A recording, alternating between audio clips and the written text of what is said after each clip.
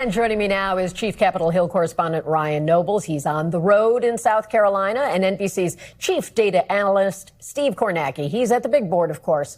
So, Ryan, you're on the trail. Tell us what you are hearing from talking with voters today. What are they getting at when it comes to this race, which is a runoff? Yeah, I mean, there's quite a few obvious themes that are emerging in this race, Kelly, and that is, are South Carolina voters willing to trust President Trump and put their support behind Darline Graham, despite the fact that they don't know a lot about where she may end up politically, what type of senator she will be, because she just doesn't have a track record, a legislative track record to bank on? Or are they more willing to go with the sure thing in Ralph Norman, someone they know, someone who not only served for a significant amount of time in Congress, but also served in the state legislature here in South Carolina? It's becoming a battle between endorsements and experience, and we found voters that are sitting on both sides of this fence. Take a listen. Are you worried that she doesn't have a lot of experience? No, one of the main things to me that she's not part of the establishment. You know, it's just she's going up there to me fresh, and she's going to learn. President Trump's endorsement, does that matter to you at all? Does that play any role in your decision? Not in my decision at all. Yeah. Not at all.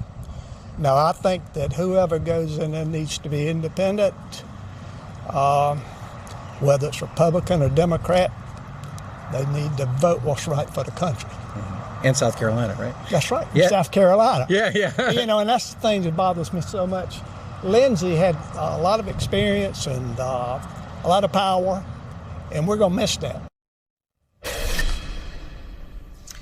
And so the question is, where will this momentum ultimately end up? You do get a sense that President Trump going all in, showing up here on Friday, doing the tele-rally, and then investing another $800,000 from his political arm could be the difference between a win and a loss for Darline Graham here tonight. Kelly? We don't always see that degree of investment from the president, and clearly he had a long, good relationship with Lindsey Graham that began as competitors and ultimately became a trusted relationship. Darline Graham is really new to the scene and is getting the benefit of the president's political weight. Do you think he feels like he has something on the line? Not getting into the mind of the president, but do you see evidence of that playing out among voters? Well, we might have gotten a glimpse into what the president is thinking about all of this over the weekend when he posted on his Truth Social account what appeared to be some bit of expectation setting, and pointing out that some of the endorsements that he makes during this primary season are born out of loyalty, not out of who he thinks have the best shot at winning the race. And sometimes he tells folks that they've got no chance of winning. They run anyway, but he endorses them and they end up losing. Now, in Darline Graham's case, he has very publicly stated that she has what it takes to run. He's even said that he asked her to run. So that is a different scenario here. There's no question that if she wins or loses, Donald Trump will be able to get the credit, and he will certainly get a degree of the blame. The one thing we found being here, Kelly, is that there's not this universal transfer of political capital from Trump to Graham. There are folks that are saying, I support Donald Trump, but that doesn't necessarily mean that's enough for Darline Graham. So we'll have to see how that plays out here tonight. Thank you so much, Ryan. And of course, this is a new 6-year term. She's filling the remainder of the term for her brother. Let me go over to Steve now and get a sense of what the map might tell us about what does Ralph Norman have to do, what does Senator Graham have to do to be successful for a full 6 years in the United States Senate.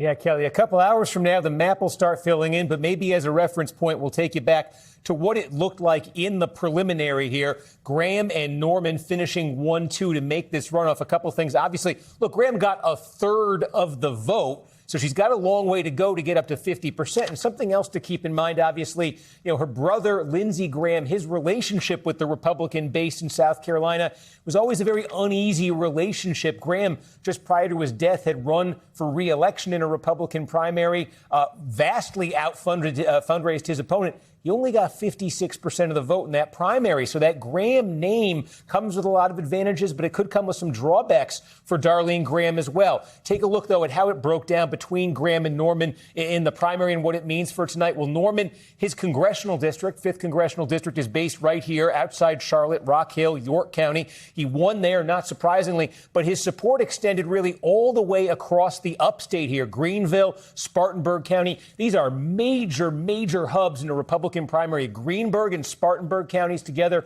are going to cast probably 20% of all the votes statewide. These were big numbers for Norman in the primary, and these are also places where Lindsey Graham in his political career, these tended to be where he put up his worst numbers in Republican primaries. So Norman can get potentially a lot out of the upstate tonight. Where is Graham looking to counter that? I think one place to keep an eye on is right here. This is sort of, they call this the PD region, Myrtle Beach here, then going inland, northeast South Carolina. The third candidate here, Russell Fry, this was his congressional district. He swept the district in the primary here. Now, since that primary, Fry has turned around. He's endorsed Darline Graham. When Trump came to South Carolina to campaign for Darline Graham, he went right here to Myrtle Beach, to the 7th congressional district. These are older Republican voters. A lot of retirees here. Tends to be a very pro-Trump, MAGA-oriented Republican vote here. For Graham, the question here isn't just winning the 7th congressional district. She needs to win it big, because if Norman can get big numbers out of the vote-rich upstate, and Graham can counter it in the 7th congressional district, then where would we look? We would look to the Midlands. We would look to Columbia. We would look to Lexington County, the suburbs of the state capital there. That could become really sort of contested terrain tonight. This is such quintessential Kornacki, really diving into the map. I learned a lot from that, so thank you. Very briefly, we also want to check in on Oklahoma and the governor's race there. Also attest to the president's endorsement. What are you seeing? Yeah, take a look here. This, call it up on the screen here, this Republican runoff. Again, this was the preliminary. Gettner Drummond, the state attorney general, Mike Mazzei. Look, it was only 1,100 votes separating them in the preliminary. Trump is behind Mazzei. And not only is he behind Mazzei in this, he's also been going after Drummond. So he's been telling Republicans not only is he for Mazzei, he's very against Drummond. This is what it looked like in the preliminary. We'll see tonight as it comes in. But Trump's got something on the line in both states, clearly. Well, Steve, stay hydrated. You got a long evening ahead. Thank you so much. We thank you for watching. And remember, stay updated on breaking news and top stories on the NBC News app or watch live on our YouTube channel.